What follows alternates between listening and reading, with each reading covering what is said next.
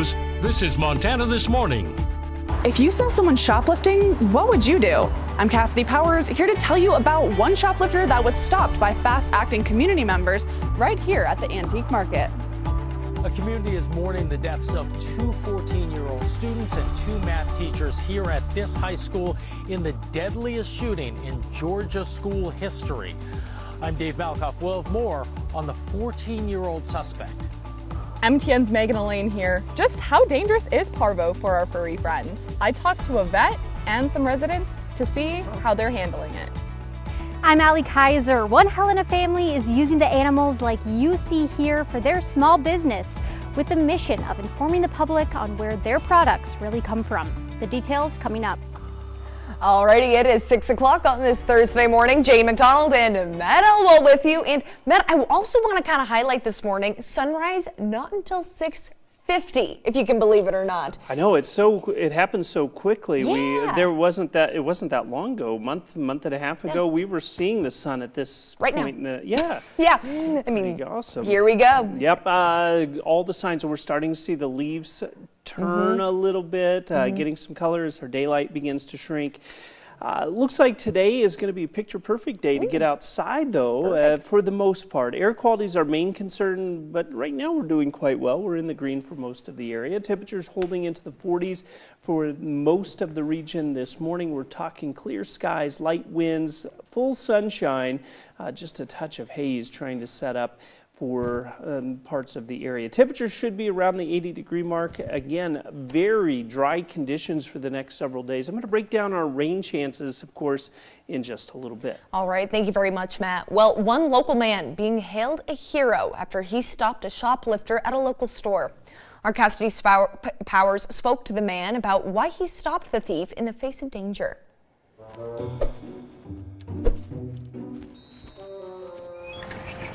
Shoplifting happens more often than you may think, and if you saw someone doing it, what would you do? So this is Silver Fox, $275. I was on the other side of the building and a female customer came running up to me and said there's somebody shoplifting something, and another customer went out after him. Jennifer Driver has worked at the antique market off Huffine for almost 20 years. She tells me the store is usually pretty quiet, but a few weeks ago, apparently a male customer and a female customer witnessed a shoplifter wrapping this fur around his waist and then watched him walk out with it. A vintage Silver Fox fur pelt worth almost $300. But these eyewitnesses didn't just stand by. All of a sudden I saw him kind of darting for the front door. So then I followed him out and I was able to say, you know, I clearly saw that you have something in the back of your shirt. Sydney Enriquez was able to get that stolen item back. Sydney is a teacher at Petra Academy, but he's also an antique lover. He even owns his own online antique shop. I asked him, situations like that can be dangerous. Why did you feel it was your responsibility to go after that man? Maybe part of it is I used to be a volunteer firefighter, so I'm kind of used to like going into danger, if you will, but also seeing it as a need, and you know, love antiques, and I wanted to protect them. According to CBS News, the shoplifting rate across the U.S. is up 24% compared to last year. But most retail stores have policies about shoplifters. The reason? According to the National Retail Federation, employees are advised not to stop shoplifters because of injury risk to the employee, the thief, and other shoppers. But Sydney says, I'm sure they have all different policies for different reasons, but I just felt like it was wrong and it shouldn't go on. And for his efforts to help prevent the shoplifter, the antique market gave Sydney a gift card so he can add to his own collection of antiques. I am so grateful. They were heroes. They truly were. They didn't need to do that. They didn't need to go out of their way. They didn't need to risk themselves to do that for us. In Bozeman, Cassidy Powers, MTN News. And this morning, comments under criticism as Republican Senate candidate Tim Sheii faces questions after audio recordings surfaced where he characterized Crow tribal members as drunk in the morning and accusing them of throwing beer cans at him in a parade. We traveled to the Crow reservation yesterday for a response from leaders. So I'm pretty involved down there, rode through their Crow res, their annual Crow Fair Parade this year. And I rope and ran with them every year, you know, down there. So great way to bond with all the Indians to be out there while they're drunk at 8 a.m. and you're roping together. Every heel shot you miss, you get a Coors Light can instead of your head. A lot of us, and I think it's a majority of the community, fights hard to negate those stereotypes, and to have them perpetuated in such a way is just, it's disgusting, and we don't stand for it. And if those words are true, and he actually said them, then we rebuke those words, we rebuff them. But that's not who we are, and that's never going to be who we are, as a not representative of who we are. Sheii was in Billings Wednesday morning at the Save America breakfast with Arkansas Senator Tom Cotton. We asked the senator ahead of time for an interview, and our cameras were denied that interview at the end of the event. Now we're learning more about the horrific mass shooting at a Georgia high school that claimed the lives of two 14-year-old students and 2 teachers. 9 people were also wounded. Survivors say they heard the gunshots ring out and barricaded themselves in their classrooms. A 14-year-old suspect is now in custody. Law enforcement now say that he was on their radar last year. And CBS News' Dave Malkoff has the latest from Winder, Georgia. A community is in mourning after another unspeakable American tragedy. Yesterday, just before 10:30 a.m., police say a 14-year-old student carrying an AR-style rifle opened fire at Appalachia High School, located just about an hour outside of Atlanta. The gunshots were so close to me, like my ears started ringing real bad. Like the whole classroom was smoking. I saw one of my classmates on the ground, bleeding so bad. Students and teachers barricaded themselves in classrooms. You can hear gunshots like just ringing out through the school, and like you're just wondering like which one of those is going to be somebody that you're like best friends with or somebody that you love. The suspected shooter, identified as Colt Gray, was taken into custody alive.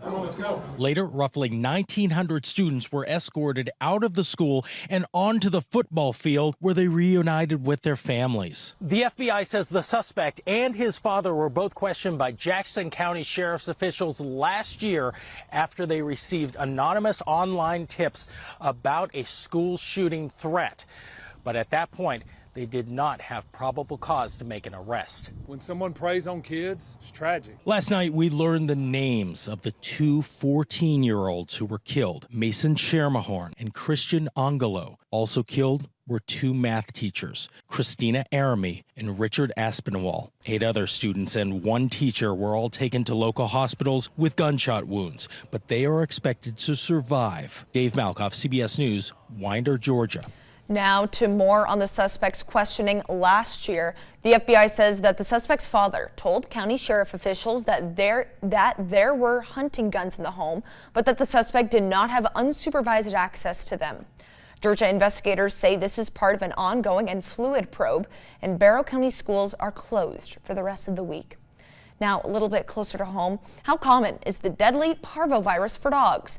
Well, our Megan Elaine spoke with a local vet and a dog owner to see how best to prevent parvo and where it is commonly spread. Beautiful days like today, it's so fun to take your furry friends out for a walk. But what isn't so fun is parvovirus. So how best can people keep their dogs safe?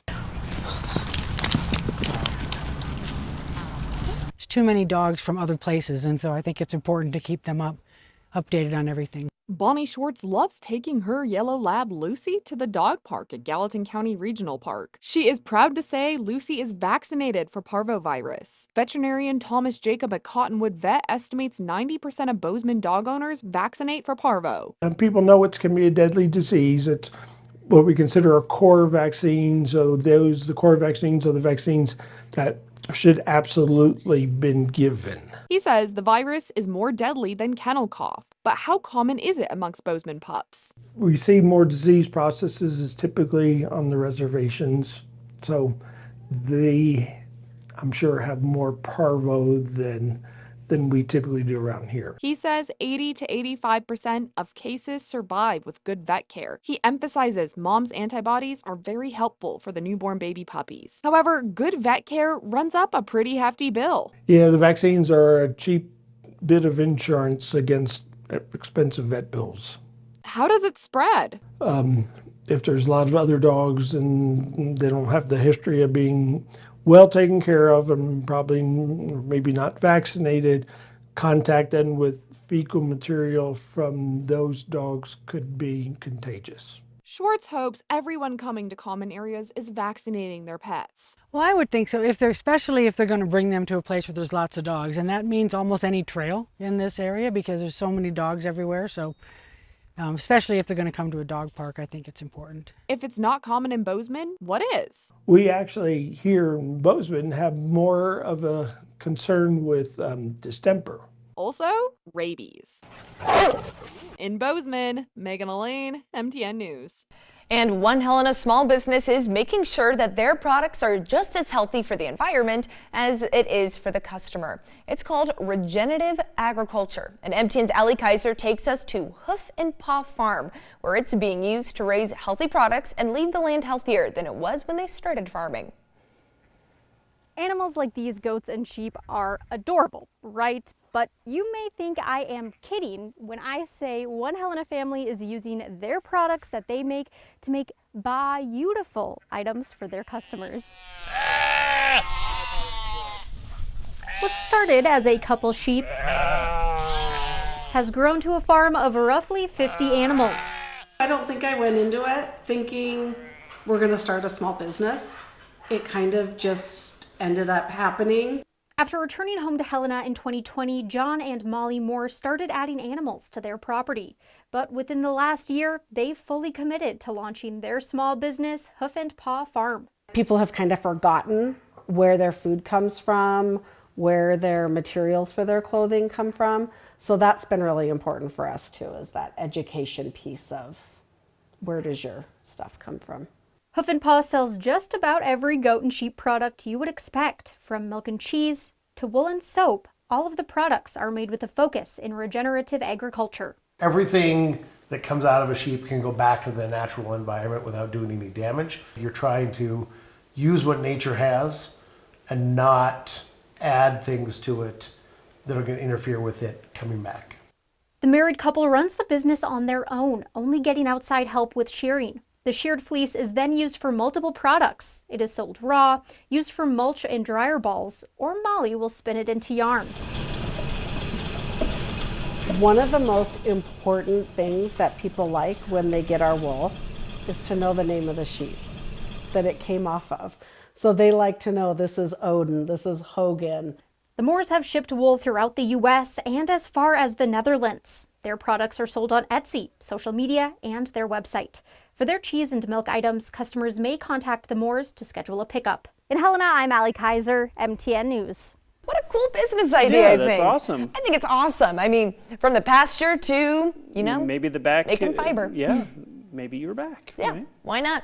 All right, Matt, I need a parent's perspective when it comes to this next story. Let me set the scene for you. You're taking your kids to a museum, you're excited, but this museum, it doesn't have any barriers. Oh, no. You already know where I'm going with this. A child accidentally smashed a 3,500-year-old vase into pieces. Matt, what would be going through your mind as a dad? I have no idea. I've been in a similar situation, not 3,500-year-old, but yes. Absolutely. I mean, my stomach just drops thinking about this. Now, this was a museum over in Israel. People are saying that this dated back to the Middle Bronze Age. I mean, even before King David and King Solomon, they were assuming that that vase and that jar had been made. Around, yeah. So it was on display without glass because the museum curators thought there was a really cool special charm to experiencing archaeological finds without obstructions, but I guess that comes with the risk of kids are just naturally curious, and their motor skills are not there. Listening skills are only sometimes there. But there is a neat little end to the story. Okay. The museum, they're getting the jar and the vase back together, and they have invited the family to return to see it when it's back and restored. Good so for them. It doesn't seem Making like the there's best. hard feelings. Well, but a kid can learn a big lesson there. Exactly right. All right, time for a quick break here on Montana This Morning. When we come back, though, Matt's going to have a look at that forecast, top stories coming your way, and a look at the 2024 campaign trail. The presidential candidates zero in on the economy 2 months before the election, as the Department of Justice warns a foreign country is pushing misinformation. I'm Jared Hill with the warning for voters.